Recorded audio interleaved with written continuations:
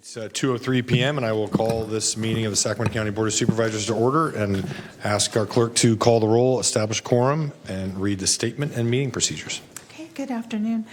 Supervisor Cerna. Here. Kennedy. Here. Frost. Here. Hume. Here. And Desmond. Here. You have a quorum. This meeting of the Sacramento County Board of Supervisors is cablecast live on Metro Cable 14, the local government affairs channel on the Comcast Consolidated Communications and AT&T Uverse cable systems. The meeting is closed caption and is webcast at metro14live.saccounty.gov. Today's meeting will be repeated Sunday, April 23rd at 6 p.m. on Channel 14. The Board of Supervisors fosters public engagement during the meeting and encourages public participation, civility, and use of courteous language. The Board does not condone the use of profanity, vulgar language, gestures, or other inappropriate behavior, including personal attacks or threats directed towards any meeting participant. Seating is limited and available on a first-come, first-served basis. Each speaker will be given 2 minutes to make a public comment and are limited to making one comment per agenda or off-agenda item. Please be mindful of the public comment procedures to avoid being interrupted or disconnected while making your comment. To make a comment in person, please fill out a speaker request form and hand it to clerk staff. The chairperson will open public comments for each agenda item or off-agenda matter and direct the clerk to call the name of each speaker. When the clerk calls your name, please come to the podium and make your comment. If a speaker is unavailable to make a comment prior to the closing of public comments, the speaker waives their request to speak, and the clerk will file the speaker request form in the record. The clerk will manage the timer and allow each speaker 2 minutes to make a comment. To make a comment by phone, dial 916-875-2500 and follow the prompts to be placed in queue for a specific agenda item or off-agenda matter. Clerk staff will transfer each caller into the meeting, and you may be on hold for an extended period of time, and your patience is appreciated. You may also send written comments by email to boardclerk@saccounty.gov, and your comments will be routed to the board and filed in the record. If you need an accommodation pursuant to the Americans with Disabilities Act or for medical or other reasons, please seek clerk staff for assistance or contact the clerk's office at 916-874-5451 or by email at boardclerk@saccounty.gov. Thank you in advance for your courtesy and understanding of the meeting procedures. And thank you, Flo. I got a note that maybe the live streaming wasn't working. Can you check with, are we online? I'm going to have, can you confirm? David, can you confirm? Okay, they're checking right now. Okay.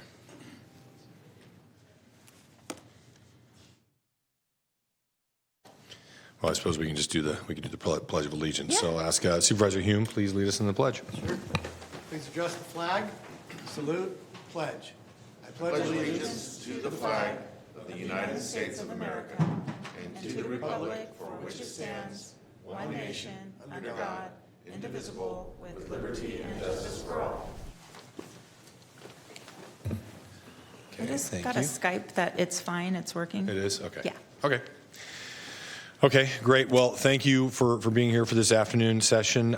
Before we go to off-agenda comments, I'll just repeat what I said yesterday. We're changing things up a little bit with the off-agenda comments because we want to create some time for them at the beginning of the calendar, but we also need to make sure we have some certainty with respect to our time matters. So what I'm going to try doing from here on out is to do off agenda for 30 minutes at the beginning of the calendar, and if there are people signed up for off agenda beyond that 30 minutes, we will hold it till the end of the time matters.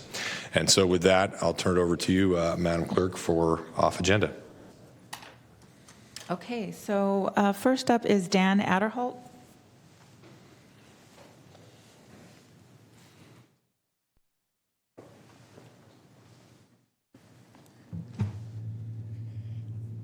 Well, it feels good to be back. I've been ill for a while. I had a medical problem. That's now I'm fine. But I'm also really appalled what's going on with my America Homes crews. You guys promised my America Homes crews they could stay on the America Parkway as long as until homes are available for them and their pets. You guys promised my crews this. Now my crews are getting beaten down. I had videos of them getting beaten. My crew members are standing there protecting their rights. They are Americans. They deserve to be treated with respect. They're out there clean every day. You guys are responsible with this ordinance you guys passed. Is responsible for my homeless crews getting beat up because all they're trying to do is go by you guys' promise to them for them and their pets. And nice to know that the police and Sacramento police and the rangers are telling the homeless that they have to surrender the pets, then go in the shelter. And their pets are being put to sleep. I have proof of this, and I'm bringing it. You guys already know this. I'm bringing this court, and I'm really upset because I really didn't want to do this in a federal lawsuit because I happen to like Ann Edwards. I happen to like you guys very much, the board of supervisors. I just don't understand why you guys betrayed us like this, man. We're out here cleaning every day, and you guys are attacking my crew like they're criminals. You guys are criminalizing homelessness. You guys are literally entrapping and circling homeless people, and you guys are seriously attacking homeless pets. They have just as much rights as any one of you to be alive on this planet, and they're being put to sleep. And I don't want to hear the lies about Front Street not putting animals to sleep because they are. They're putting homeless pets to sleep at an alarming rate, and I can't believe you're allowing this. You, Rich Desmond, of all people, man, you came to me and told me that they're not going to do this to the homeless pets. They're doing it, man. They're criminalizing. You too, Cerna. You told me they're not going to let them do this, man. They're doing it. And my homeless crews are still, despite your guys' cruelty to them, are still out there every day cleaning up like they have been for the last 10 years. They're out there every day cleaning, despite they're being told to move, and their property are being destroyed every time they move somewhere. They're being chased around with little signs on their tent saying they can't be there. Now I found out from Commander Spencer Mr. that the Adderholt, Rangers... you have about 4 seconds. Huh? You have about 4 seconds. Well, now I found from Commander Spencer that you guys outlawed homeless being on America River Parkway, period. That is not what you guys promised us or told us. Thank you. Thank you. Okay, next we have Dorothy Richards.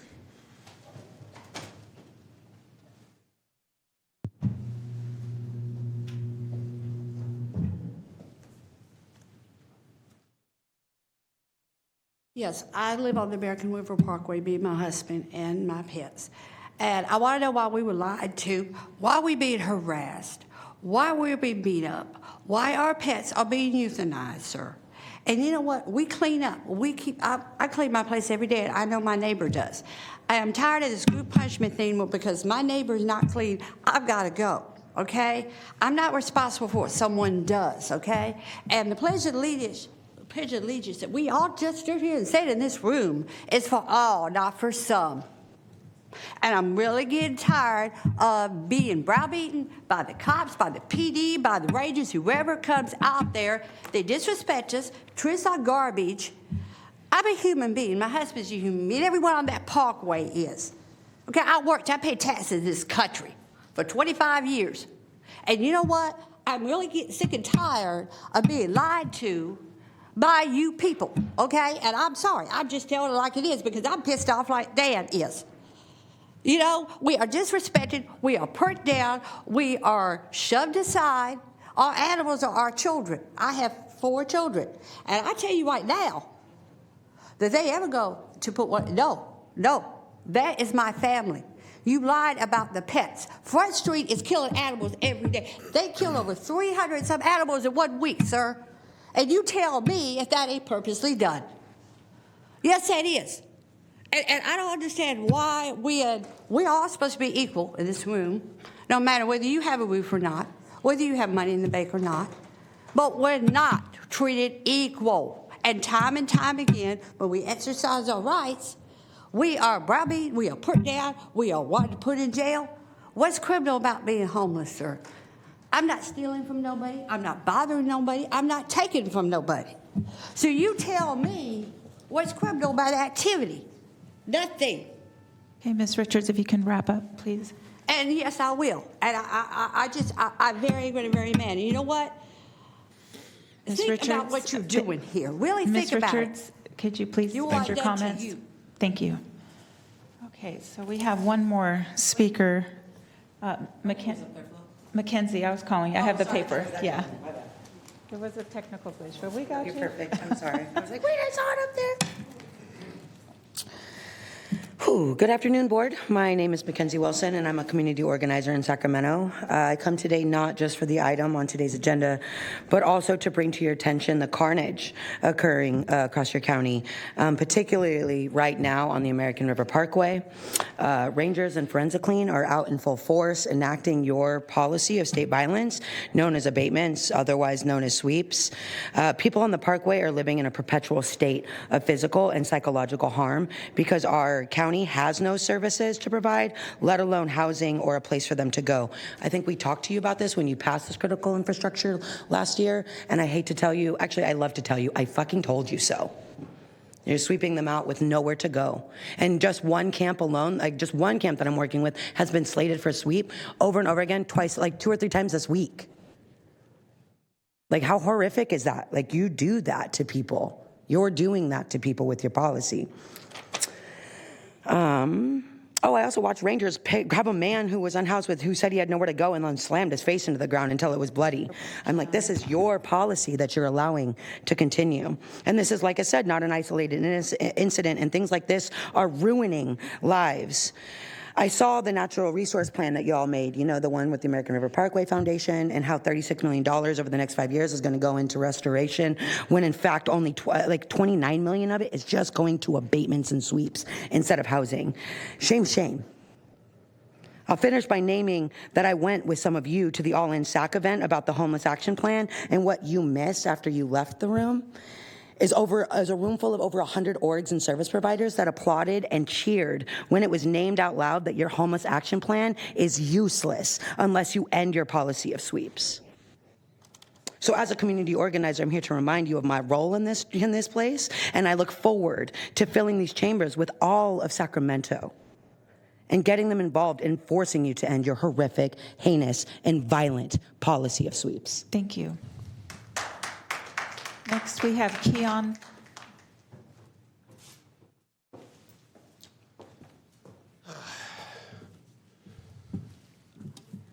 County Board, I'm here to talk about your recent attempts to effectively thwart meaningful public discourse and participation within this body, considering the fact that you are trying to break up off-agenda comments that would bring important issues like the one Mackenzie just mentioned to your attention to 30 minutes in order, and then having the rest of the folks, all of whom have day jobs and are not paid 6-figure salaries to be doing this work, as you all are sitting on this board, to the end of the afternoon when or whenever you decide to finish up, knowing full well that most of those people are probably going to drop off. And I can't help but notice how you continuously seem to think that doing the same sort of public discussion rules as the city does, and which you just saw last night ended with the meeting getting closed down early because people were so outraged and upset because they were not heard, is somehow going to produce new, different results for you. It won't. In fact, this is like any discomfort you have felt during these off-agenda comments is nothing compared to what people have been experiencing for years from the city.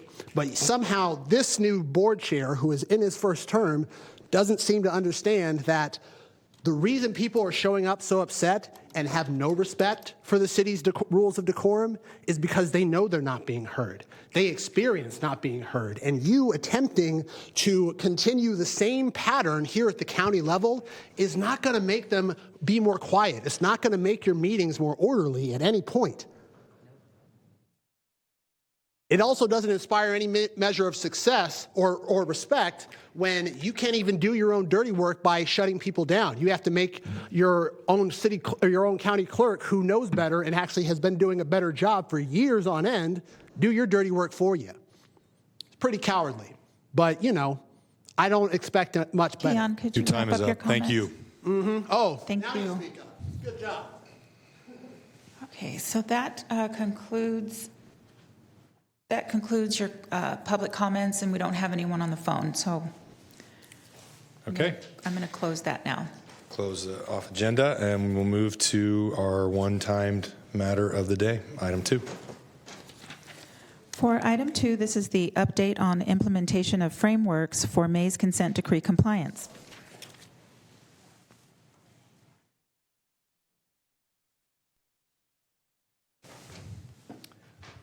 Good afternoon, Chair, Board of Supervisors. I'm Eric Jones, Deputy County Executive for the Public Safety and Justice Agency, and I'll be providing a brief introduction of this item. Thanks. Thanks. I'll be providing a brief update on this item before we'll also go over to Department of General Services. But in my introduction, I wanted to make sure the board understood this is a update only and with no vote or action required today. As you recall, back in December of 2022, Frameworks 1 and 2 were passed by the Board of Supervisors. Framework 1 is the jail population reduction plan, and Framework 2 is about the capital projects for facilities to come within ADA compliance and the ability to provide for proper treatment for those in custody. Three components of the Mays consent decree primarily exist. The remedial plan, which is a 6-year plan of staffing for both correctional staff as well as adult correctional health, capital projects, and this jail population reduction plan. The first quarterly update is here in person today. Moving forward, there will be filed and received and also publicly posted. And then again, annual updates in person before the Board of Supervisors. But also coming back to you fairly soon will be some budget growth requests that are likely tied to what you'll see in the jail population reduction plan, as well as RFPs or other processes related to the capital projects. You'll soon hear from the Department of General Services about their capital projects update and their process, including public input. Regarding both the capital projects and jail population reduction plans, some say these plans go too far. Some individuals say they don't go far enough. We truly believe it is a balance. It's a balance of the federal decree, legal obligations, providing proper inmate treatment, and our community well-being and public safety. Multiple agencies have been regularly involved in our planning. Social services, the court, public defender's office, conflict criminal defender, probation, district attorney, and numerous law enforcement agencies, such as the Sacramento County Sheriff's Office and Sacramento Police Department. So numerous criminal justice and social services systems partners have been involved, as well as a significant amount of public feedback throughout the process. Our plan is to reduce the jail population over time and to give constitutional and proper treatment for those in custody. After my overview, DGS will provide Framework 2, which you see on the screen here, and then it will come back to me for Framework 1. I'd also like to point out that expert Kevin O'Connell has been included during the entire process. I want to reiterate also that this is not adding jail beds. It's about getting proper care and treatment. In fact, the capital project will reduce actual beds. I will now introduce Jeff Gassaway of the Department of General Services. Thank you.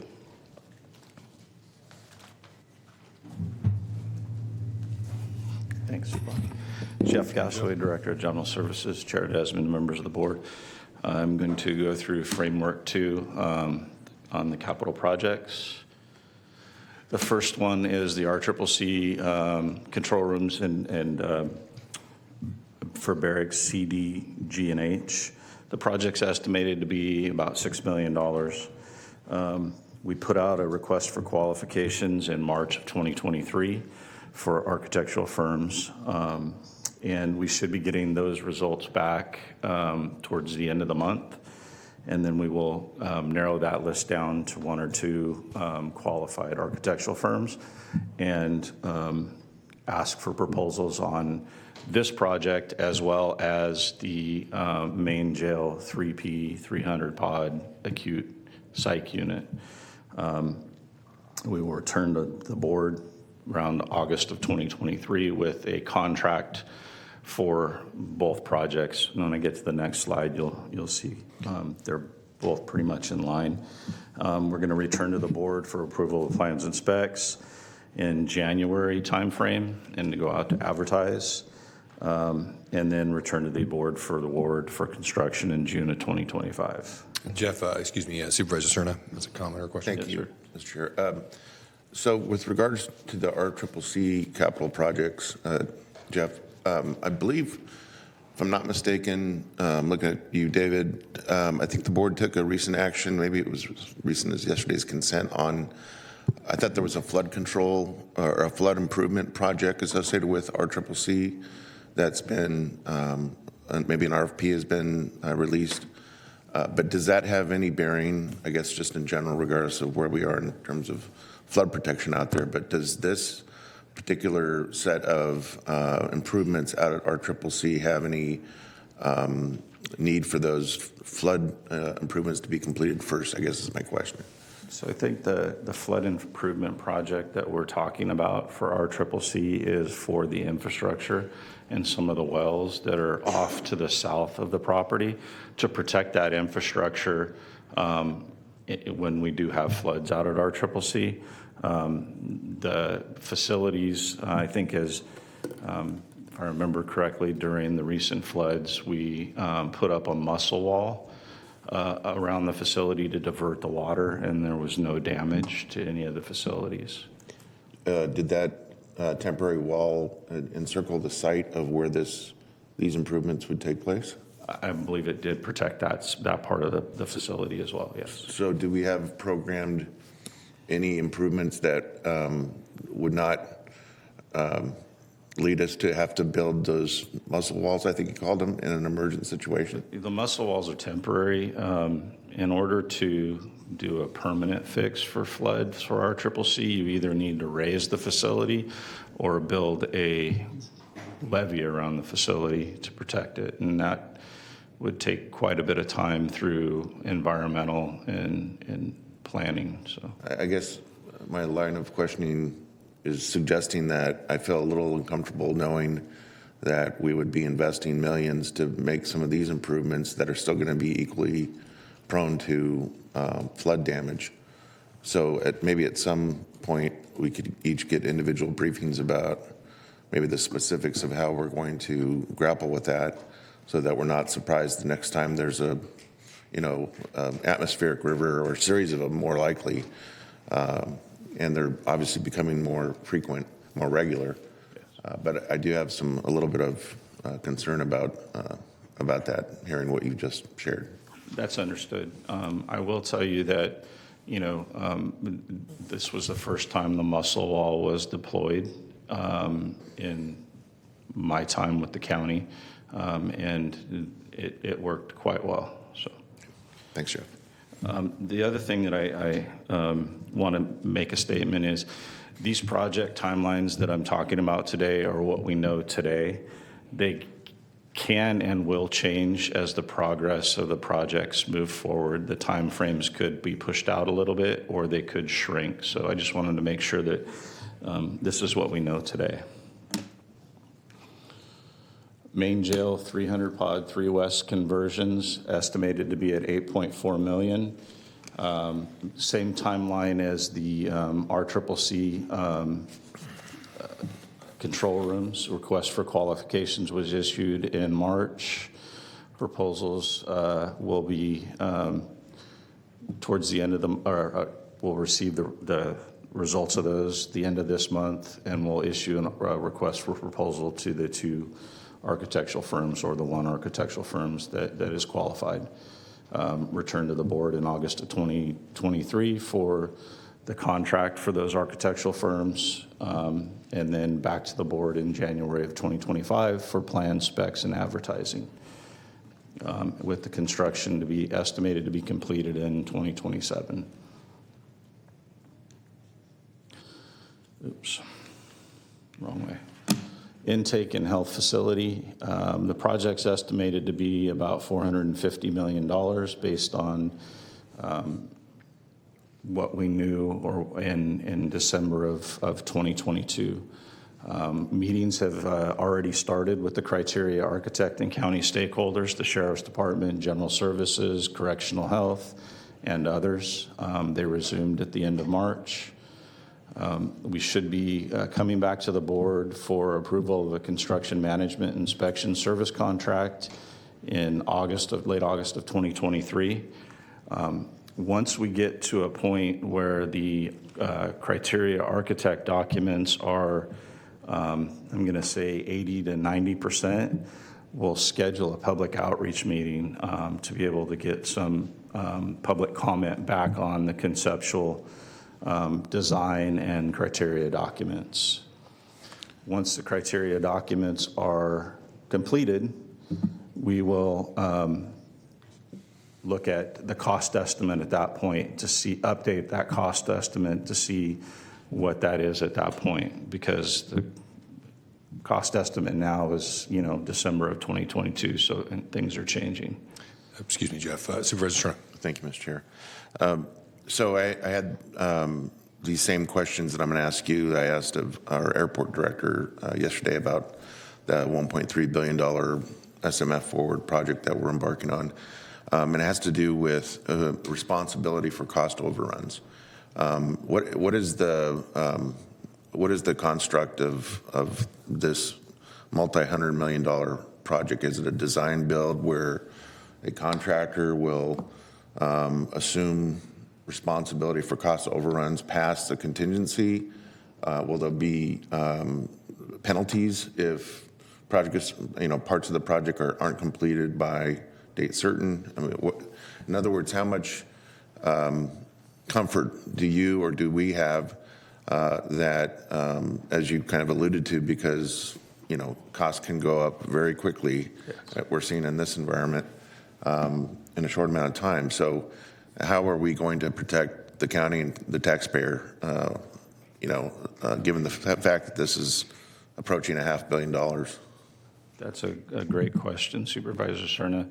And we're going to be meeting with the consultant and Colin Bettis to discuss the different types of design build delivery methods. There's design build guaranteed maximum price versus regular design build, and there's a couple other options as well. So we're still exploring those options to make sure that we pick the right ones. We don't have those cost overruns. Great. Thank you. In March of 2024, we'll put out an RFQ for a design built entity, hold interviews, and ask for an RFP for those design built entities. Estimated construction start is May of 2026 with the estimated completion date of 2028.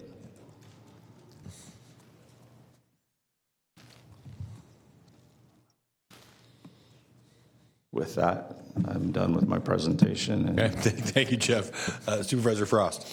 Well, this is probably a silly question, but it seems like a couple years ago we were looking at like increases in construction cost by about 15% per year. Are our plans over the next decade planning for that type of an increase annually? Or are we just doing it based on cost today and thinking about it later? Whenever we look at a project, we try and look at when the project will be completed and add those estimated costs as best as we know in that. And that's why in this project we're building in points where we can reevaluate the project based on the 100% design documents or criteria documents to get a better idea of where we're at and project out what the costs are going to be throughout the project. We're actually going to be meeting with the consultant to look at a project drawdown schedule of the costs throughout the project timeline. And flexibility built into the design build contract, I'm assuming. Yes. Thank you. May I ask a follow-up? Yes. So Jeff, are we using Bay Area ENR as kind of a guidepost in terms of what we're expecting in terms of both labor and material inflation? So we contract with Sierra West Estimating when we look at these projects, and he's the best in this area on doing those estimates. We'll also have the construction management firm do an independent estimate as well, and we'll compare the two. So you're going to, sounds like, keep your thumb on the pulse of all the component costs that go into this on a fairly regular basis? The best we can, yeah. All right, thank you. Okay, thank you, Supervisor Cerna. I don't see any supervisors in the queue to ask more questions at this point. And I thank you, Jeff. Don't go anywhere.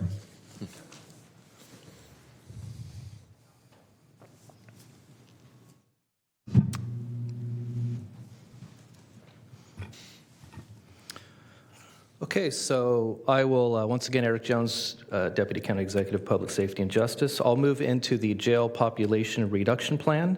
I'll provide the overview, and then I also have a variety of departmental experts here, if needed, to provide further input.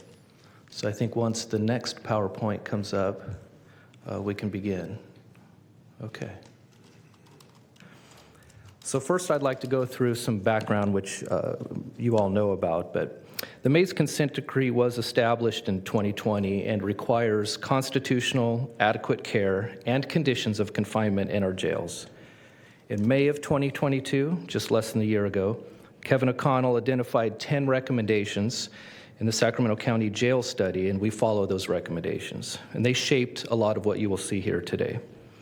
September 14th, 2022, the Mays Consent Decree Compliance Workshop occurred here in the board chambers.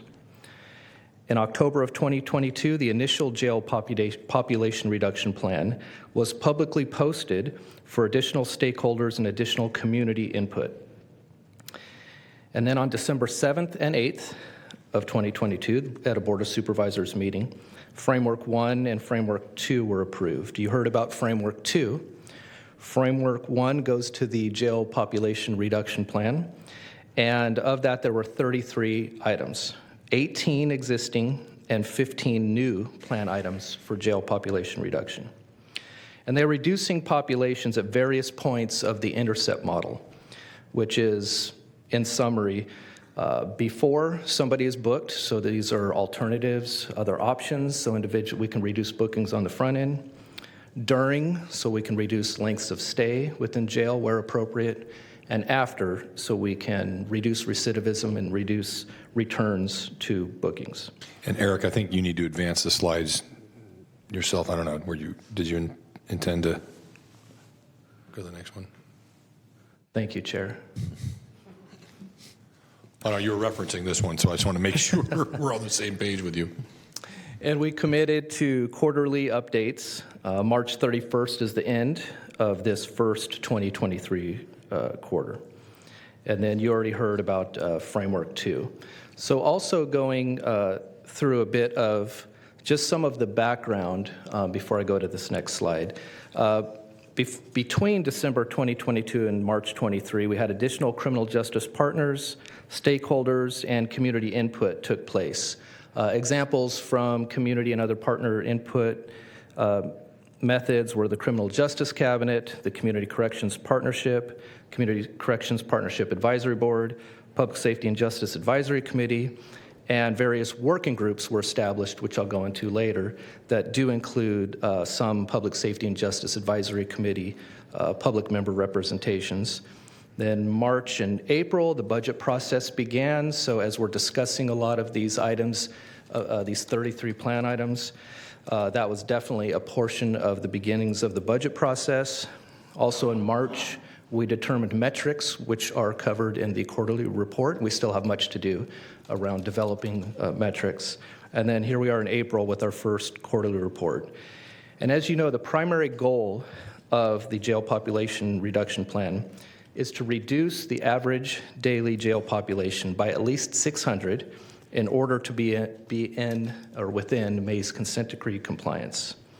And the primary categories of these 33 items of the jail population reduction plan, again based on the O'Connell recommendations, are to prevent upstream the jail bookings, reduce the lengths of stay, and reduce returns to custody.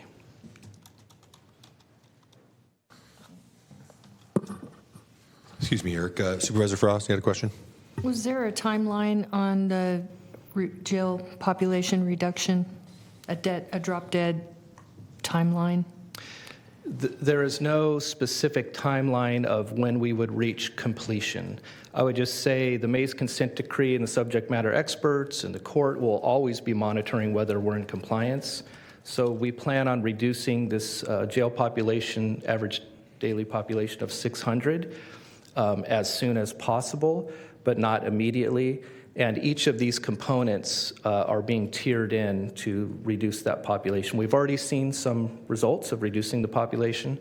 Some of it was as fairly swift as reducing the federal contract so that 200 beds were freed up. And there are other examples that we think we can get there quicker in some areas. But I do want to defer to county council if we gave plaintiff's counsel any specific deadlines. No, there is not a deadline where we have to have X number released or the ADP down by a certain date. What we have to show is progress. That's what I think the class council and the court expects. And as long as we are making progress and steady progress, I expect that we would stay out of any kind of enforcement action. It's when we don't have that that we run in danger of going back to court. Okay, Supervisor Kennedy. Thank you, Chair. Just, I've said this before, but I want to reiterate. It was actually a specific, long discussion that we had during the negotiations, not to be overly prescriptive, so as, to take advantage of the latest information, the latest technology, and essentially with the hope that we can even beat what timeline we may have put forward during the negotiations. So it was purposefully not prescriptive and both sides agreed to that. Thank you, Supervisor Kennedy. Thank you. So over the past 5 years, the average daily population in the jails declined about 24%, and the number of persons booked per month, 37%. And even in more recent time frames, progress has been made, but we realize there's much work to still be done. The average daily population identified in O'Connell's Sacramento County Jail study was 3219. Now that is the baseline number that our goal is to reduce the 600 from. That 3219 was relied upon data from 2021. And keep in mind, this is while the jail system was still experiencing significant impacts from the COVID-19 pandemic. As of March 31st, 2023, the average daily population was 2,788. I do want to point out a couple important things here, though. Number one, this is likely lower than normal due to the winter storms and the evacuation of those in custody from RCCC during those floods. That is reflected in our ADP, which when I say ADP, that's average daily population. And then also with the rollout of ATIMS, which stands for Advanced Technology Information Management System. That's the new jail management system. As it's been rolling out, there may be some reflections in slower booking times, maybe fewer bookings, maybe those in custody longer than normal, a variety of things based on the rollout of ATIMS, which is having significant improvements, by the way, as this rollout continues to occur. Okay, thank you, Eric. Supervisor Kennedy. Yes, sorry, Eric, but when there's an anomaly like that, like the winter storms and all of that, could we just, in the next report that we do this regular, just make note of that so that we know what part of the 431 reduction was specifically due to that, and what was due to our efforts? Absolutely, and because we feel these are, if they're anomalies or specific incidents that could throw off our average numbers, we're flagging those two primary things: rollout of jail management in recent times, rollout of the jail management system, as well as when RCCC had to have those in custody removed to other locations for a period of time. Thank you. Yes, because we don't want false numbers, so we do need to track that.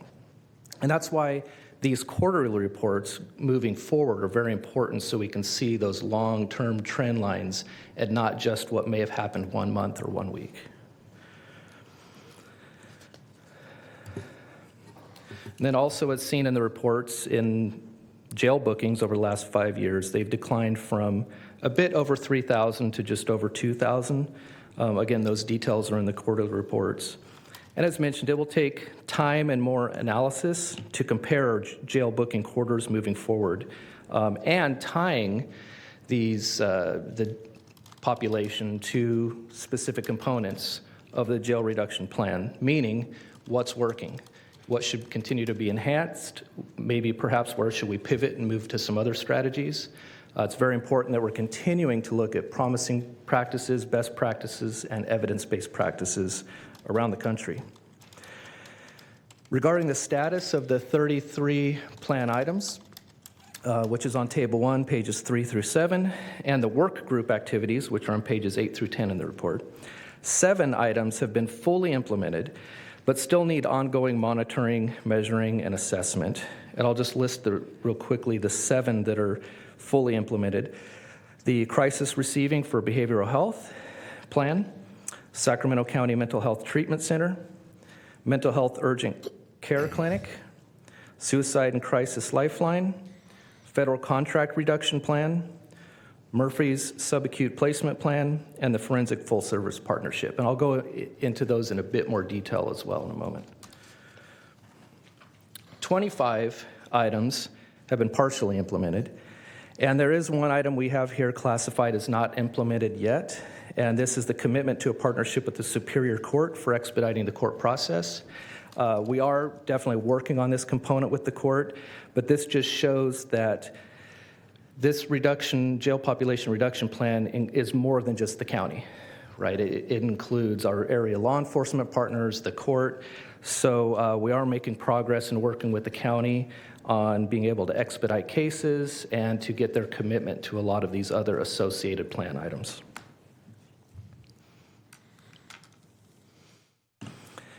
Numerous work groups needing continual work have been established, like the Integrated Resource Center group and the Risk Assessment group.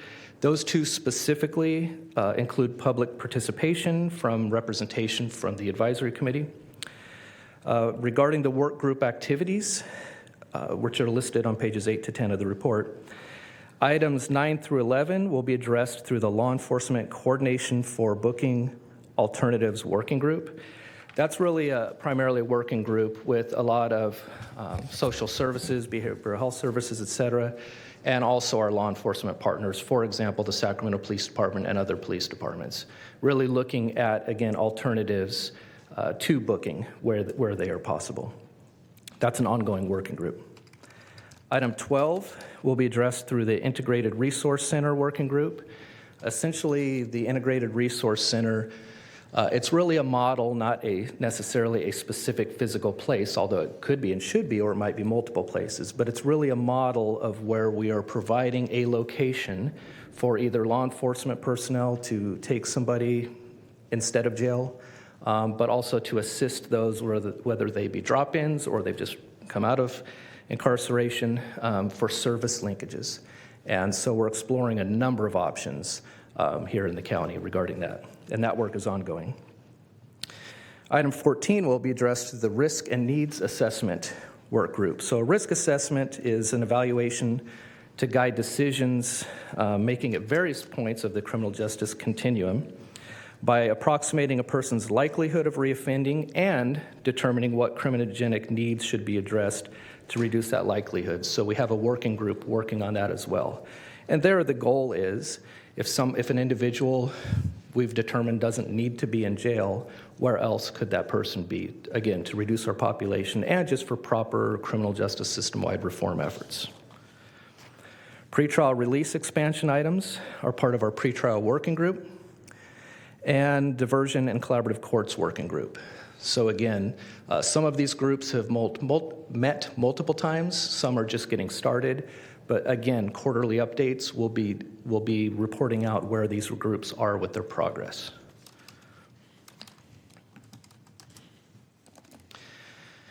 So on to measuring success, and as mentioned, the primary objective for outcomes is reducing the average daily jail population by at least 600.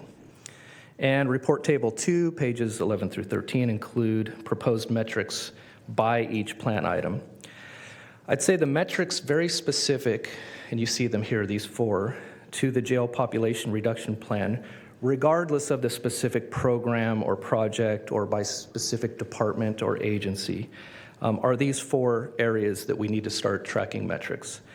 We've spoken about the average daily jail population, booking total, so these are the amount of law enforcement bookings into the jail. And I would say those 2 are covered in this quarterly report. The next 2, we are still working on developing methodology to be able to report out on these on future quarterlies. And these are the average length of stay of an individual in jail and the number of returns to custody. Metrics were drawn from input from Public Safety and Justice Agency Advisory Committee, Community Corrections Partnership Advisory Board, Community Health and Justice Project Blueprint, also known as On Track. And in fact, there was an exercise by the Public Safety and Justice Advisory Committee specific around metrics. And we know we have a lot more metrics to look at, specifically when we're looking at whether it be collaborative courts, mental health diversion, probation's pretrial, public defender's pretrial. Each might have different measurements, metrics, or outcomes, and we're working still on putting those all together. But our compass are those 4 bullet points you see here on this slide.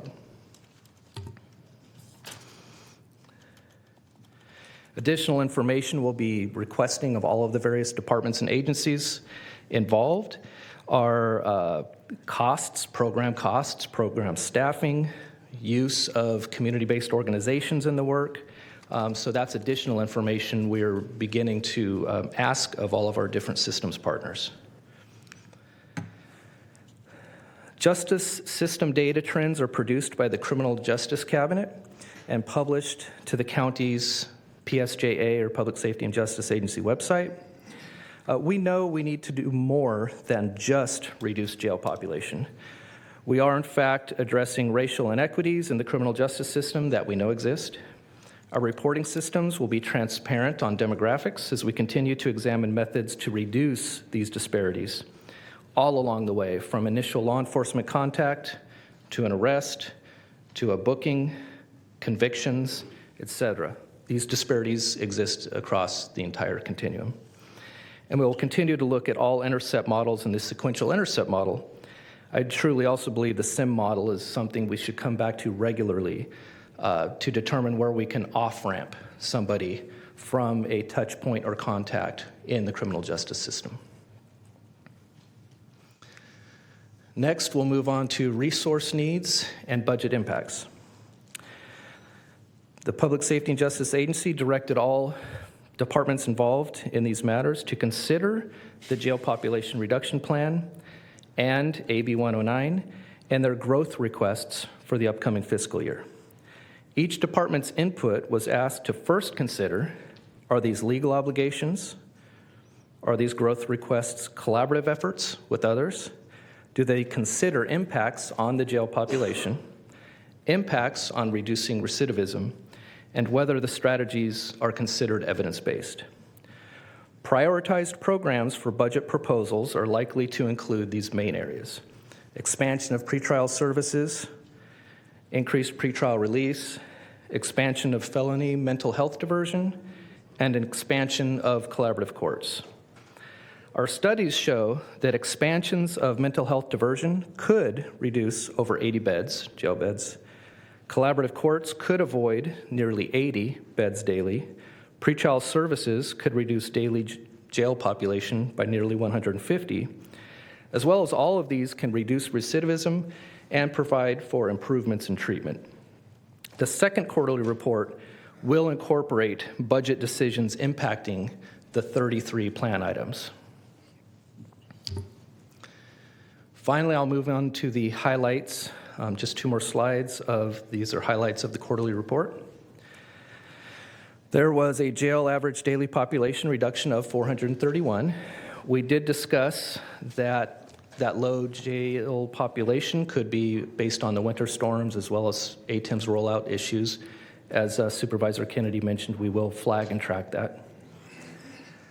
Another highlight is that the mental health urgent care clinic expanded to 24/7 hours in December, and they've had an increase in law enforcement drop-offs since that time.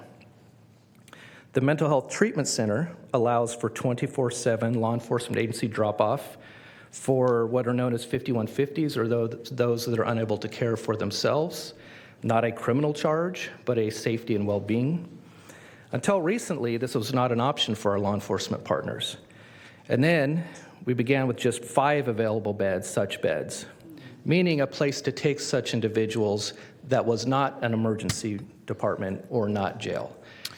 And then Eric, those 5, yes, sir. Let me stop you there. Supervisor Stern has a comment on that point. Thank you. I wanted to go back to something you mentioned just a couple of minutes ago, Eric.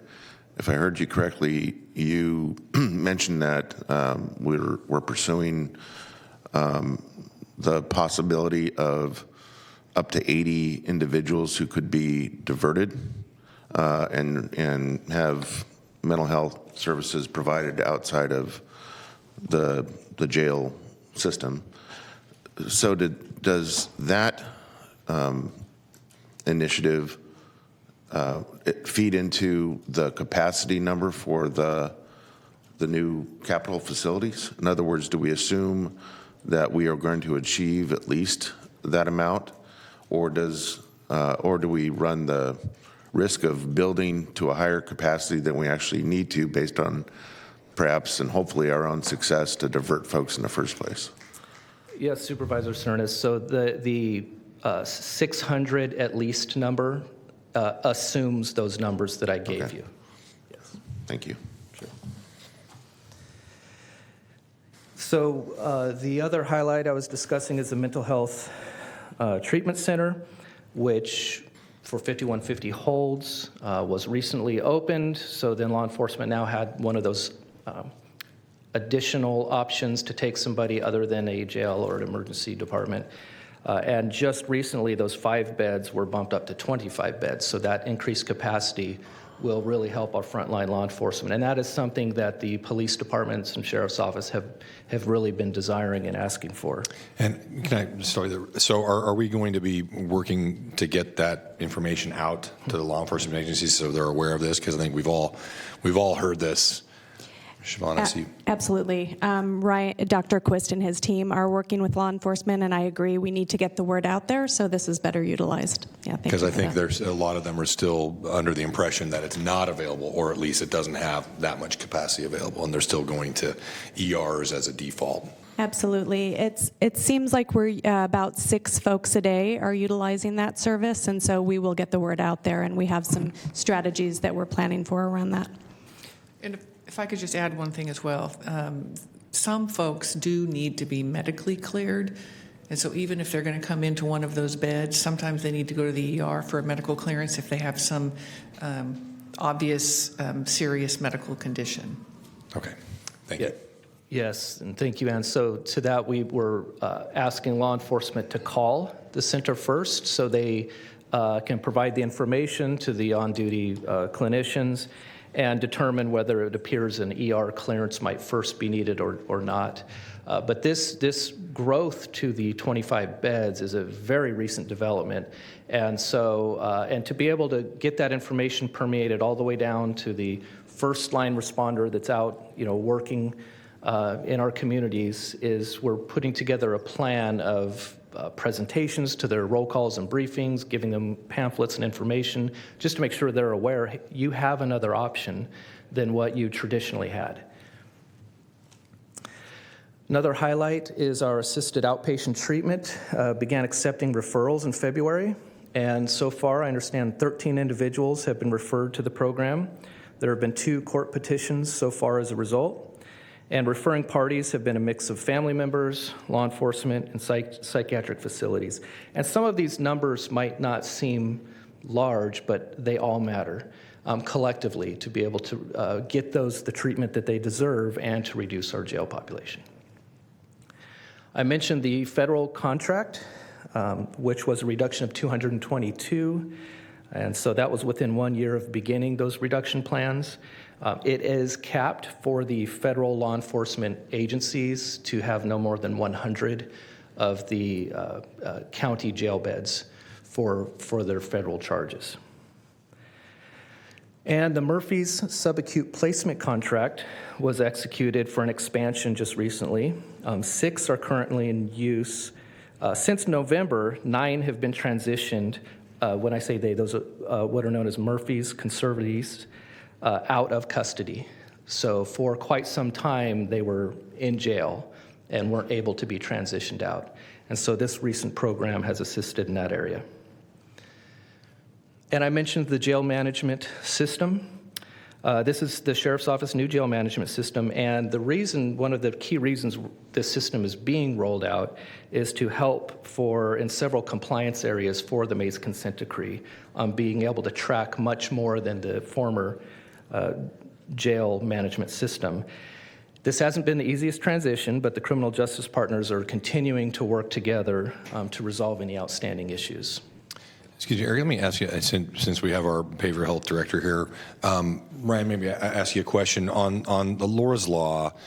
Do we have a sense, based on what we've seen in other similarly sized counties, on what the scope might be? I mean, the number of people we might expect to be helped by this program in this county. Do you have any projections? I'm making sure I'm going to get my numbers right here. Right now, we designed the program with capacity for 60. So the idea is that over time, the number of folks that end up in treatment, we'll be able to accommodate them. And our ribbon cutting ceremony for the outpatient provider was yesterday. So we're very excited. They've been doing the services since February, but we finally had our open house. Well, thank you. I appreciate your work. And you know, semi-related to this is, I know we're not one of the first cohort counties for care court, but I anticipate care court will be included as one of these alternative measures to further help in this regard. Is that accurate? I believe so, yes. Okay. Mr. Chair, can I ask a follow-up? Yes, Supervisor. So I know that the board acted a while back to initiate Laura's Law here in Sacramento County. It's obviously taken some time to ramp up and have it established. Do we have any sense of today of the number of conservatorships, or is it way too early to understand what that might mean in terms of a trend?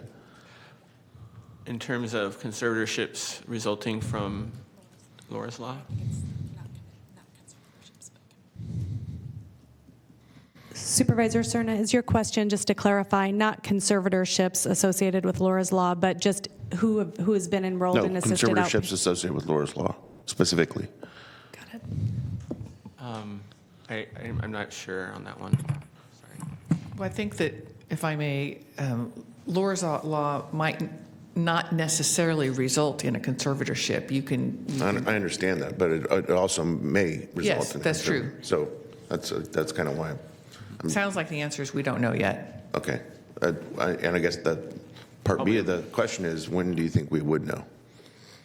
I'll definitely monitor that, and then as we learn more about that, we'll include that in our updates as the numbers that we just shared here around the 13 referrals. We'll talk about if there's any conservatism there. I don't know if the PD, who's in chambers with us, expects to speak later, Eric, but she may perhaps have a better idea of things as well. So, Yes, I'll call Public Defender's Office up to provide either what you're anticipating, projections around this topic. Assistant Chief Joe Kress is in charge of that unit. Okay. Joe Kress, thank you for coming up. Hey, Joe. Good afternoon, Joe. I think it's difficult to calculate that right now because it sounds like what you're asking is AOT creating a pathway other than conservatorship? Is that what you're asking? Well, there's different pathways. We can agree to that. One pathway is conservatorship. So I'm asking about that particular pathway because to me that's one data set of data that we can at least understand how well Laura's Law is being utilized. But correct me if I'm wrong, if I'm misunderstanding that as a benchmark. I think that's a possibility. I think it's too early to tell. We've had 3 clients that went to petition to court. 2 of those were granted. 1 of those was not granted, but may eventually be granted down the road. Obviously AOT could be something that the county could, well, that clients could be in that program and it could be an alternative to conservatorship. Honestly, it could be an alternative to misdemeanor charges and an alternative to people going into the jail. It's not necessarily designed that way, but it's probably a better path than arresting somebody for a misdemeanor and funneling them into the criminal justice system. So that may be something that we could eventually look to. Right now, given the petitions that have been, or 2 petitions that have been granted, it's too early to tell whether any of those would lead to a conservatorship or would have led to a conservatorship without AOT. So if we back up and say, okay, let's not just look at conservatorships, let's look at petitions as a really general metric. It's only a function of what being in place to pursue those options, within the last month or 2, maybe? Is that right? Month and a half. Correct, Okay. since February. Okay, so it's that early? Yes. Okay, very good. Thank you. Thank you. Thank you, Supervisor Stern. Good questions. Thank you, Mr. Kress. And certainly something we will continue to track as we learn more information about this, as we all learn more information. Additional Q1 updates or highlights are the working group has formed for law enforcement coordination to look at booking alternatives, spoke about that, as well as the working group formed to evaluate community needs for an integrated resource center or centers. Again, it may be an expansion of the current JDTRC space. It may be an expansion of the Adult Day Reporting Center space. It may be a new location, and we're working with some community partners to look at some sites for this exact topic. And we're actually going to be doing some site visits soon to other locations because if they work in other places, why can't they work here? We just have to make it a model that works for Sacramento County. The pretrial working group met and will play a critical role in pretrial expansion efforts.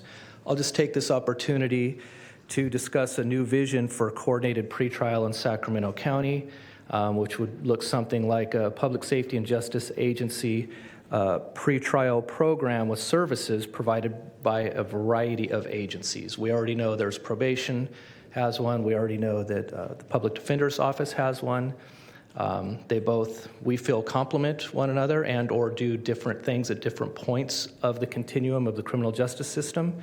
Some jurisdictions look at third parties outside of either agency that can roll out pretrial services.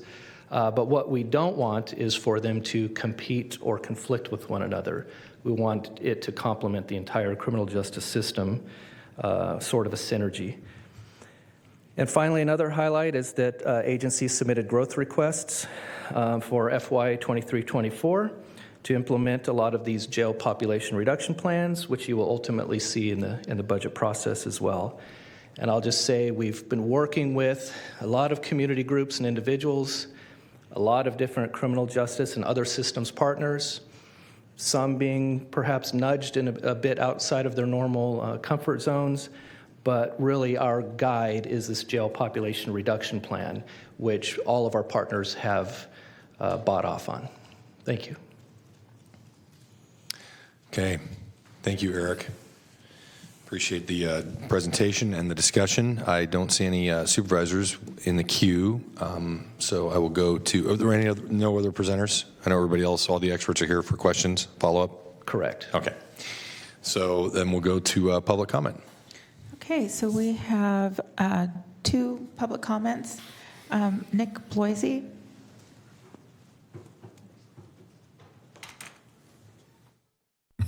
Good afternoon. My name is Nick Blois. I represent, I'm chairman of the Carmichael Improvement District, a PBID, representing 1,000 businesses and over 430 property owners. I just wanted to come out today to express our support for the Sacramento County Sheriff, Jim Cooper, and his homeless outreach team, who have recently made efforts to reduce victimization in the unhoused community. We just wanted to thank you for supporting them and funding them, and we wish to you to continue these efforts. because you're not only addressing the much-needed services to the unhoused community, but you're addressing quality of life issues that affect both the unhoused and those who work and reside in the same community. And I just wanted to say on behalf of the entire Carmichael Improvement District Board and staff, we stand with Sheriff Cooper and his homeless outreach team in their mission to improve the lives of the unhoused and address the quality of life issues that affect the wider community. We thank you for your time and consideration, and once again, we express our support for Sheriff Jim Cooper. Thank you. Thank you. Dr. Sacco?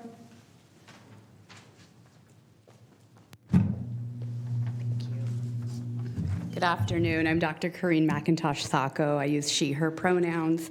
I'm a licensed psychologist in private practice. I serve as chair of this county's mental health board, president of the Sacramento Valley Psychological Association. But today I speak to you as a South Sacramento native, a community mental health advocate, and a mom to a 7-year-old. The presentation you just heard stated that behavioral health interventions will be offered before and during a crisis to prevent jail admissions and further justice system contact. Yet the vacancy rate for unlicensed and licensed mental health counselors in our county is 33% and 42% respectively. These positions are important because they staff many, if not all, of the programs dependent upon for behavioral health crisis response and criminal legal system prevention for those with untreated mental illness. Now, I'm convinced that our behavioral health director and his staff have done everything within their scope to fill these positions, and I don't believe the buck stops with them. Instead of following the research and making the financial investments needed to ensure that we have a functioning behavioral health crisis care continuum of services, this board continues to support the jail as our county's largest mental health provider.